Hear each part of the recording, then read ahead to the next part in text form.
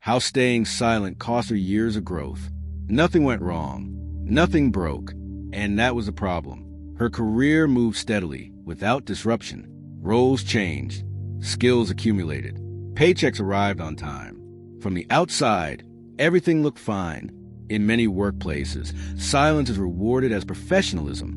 But sometimes, silence doesn't preserve opportunity. It quietly erodes it. To understand how staying silent slowed her growth, we need to look at what she didn't say. Early on, she noticed misalignment, tasks that underused her strengths, projects that stretched time but not ability, opportunities that passed because no one knew what she wanted next. She assumed effort would speak for itself. That performance would be noticed. That growth would be offered when it was deserved. So she kept working, delivering, adapting, absorbing responsibilities without questioning direction. Years passed this way. Feedback was positive but vague. Praise focused on reliability, not potential. She became known as dependable instead of capable of more. And because she never challenged that framing, it hardened into expectation. The silence felt safe. Speaking up felt risky. Asking for growth felt like demanding. She told herself patience was maturity, that timing would align eventually. But patience without communication doesn't create opportunity. It creates assumptions. And slowly, those assumptions defined the limits of her role. She wasn't overlooked maliciously. She was misunderstood quietly. And that misunderstanding compounded year after year, unnoticed, until one moment made the cost of silence impossible to ignore. Because by the time she realized what staying quiet had taken from her, reclaiming that lost ground felt far harder than speaking up ever would have. The realization didn't arrive suddenly. It crept in through comparison. She watched peers advance into roles she could have grown into years earlier, not because they were more capable, but because they had articulated ambition. They had asked questions she never voiced, taken risks she avoided, and the contrast grew harder to ignore. She examined her own path honestly. The skills were there. The experience was there. The consistency was undeniable. What was missing wasn't effort.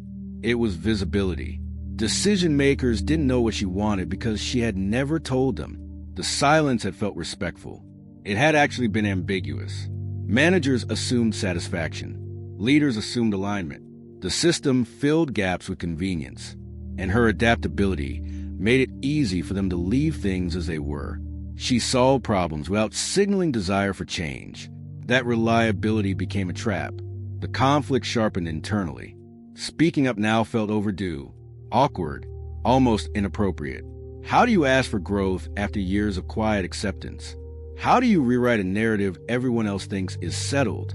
Fear intensified, not a rejection, but of revealing that she had stayed silent too long, that by not advocating for herself, she had allowed years to pass without direction. That realization was heavier than the risk of asking ever had been. But clarity doesn't always wait for comfort. She recognized that silence had already decided her trajectory, and continuing it would only confirm the misunderstanding. The cost of speaking up felt high, but the cost of staying silent fell higher. The choice was no longer between comfort and discomfort. It was between growth and stagnation. And that shift forced her toward a conversation she had postponed for years, one that would test not just her courage, but her willingness to rewrite how others saw her. When she finally decided to speak, doubt followed closely, not because she lacked clarity, but because she feared timing. Years of silence had built a version of her that felt difficult to disrupt. Reliable, flexible, always willing. Speaking now felt like challenging a role she had helped construct. The fear wasn't that she would be told no, it was that she would be told, "Why now?" The conversation was careful, measured. She outlined what she wanted to grow into, the skills she had built quietly, the direction she hoped to explore. She didn't accuse the system. She owned her silence, and that honesty carried weight. The response was mixed. There was surprise, some hesitation, a pause where expectations had to be recalibrated. Growth opportunities don't materialize instantly when silence breaks. Systems resist change, especially when comfort has settled in. And that was difficult to accept. But something important shifted. For the first time, she was no longer invisible to possibility. Even where immediate change wasn't possible, perception adjusted. Conversations widened. Feedback became specific. The ceiling she had never named finally became visible. The conflict peaked internally. She realized how much momentum she had surrendered by waiting. How many small chances she had declined by staying agreeable.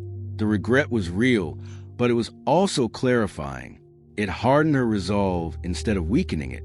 Silence had cost her years, but it didn't have to cost her future. By speaking up, she reclaimed authorship of her path, not by demanding outcomes, but by defining intent. And that distinction mattered, because growth doesn't begin when opportunity is offered. It begins when direction is made visible. And she had finally done that, even if the road ahead required rebuilding trust, redefining roles, and accepting that some time could never be recovered. The most important shift had already occurred. She was no longer waiting to be seen. She was choosing to be understood. The recovery wasn't immediate. It was intentional. Growth didn't arrive as a sudden promotion or dramatic pivot. It came through recalibration. New responsibilities introduced gradually. Expectations rewritten over time. The system adjusted slowly, but it adjusted because her intent was finally visible. What she learned reshaped how she approached her career going forward. Silence, she realized, isn't neutral. It communicates contentment even when none exists, and adaptability, when unspoken, often gets mistaken for limitation instead of strength. The years she lost to silence didn't disappear, but they informed every choice she made afterward. She became more deliberate, more willing to articulate direction early, less comfortable assuming effort alone would speak. The regret sharpened her awareness, not her bitterness, and that awareness became leverage. Her story carries a lesson many learn too late. Growth rarely comes to those who wait quietly. It comes to those who pair effort with clarity, talent with communication, ambition with articulation. Staying silent feels safe in the moment, but over time, it can be the most expensive choice of all. Sometimes the smallest shift in perspective becomes the beginning of a new future. What the silent story also reveals is something about the difference between being seen and being known. She was seen. Her work was visible. Her reliability was recognized. Her contributions were noted, but she was not known, not in the sense that mattered. The people who could have created opportunities for her did not know what she actually wanted, did not know the direction she hoped to move, did not know the dimensions of her capability that her current role was not drawing on. They saw the version of her that the role produced, not the version of her that existed beyond it. And that gap between being seen and being known is exactly where years of potential growth quietly disappeared. The gap is invisible from the outside. Organizations do not feel it. Managers rarely notice it until it has become a departure or a wasted opportunity. The person inside it feels it precisely. In the small frustrations of work that does not quite use them. In the observation of peers moving into spaces they can inhabit. In the private certainty that more is available, paired with the uncertainty of how to make that availability legible. She had that certainty for years.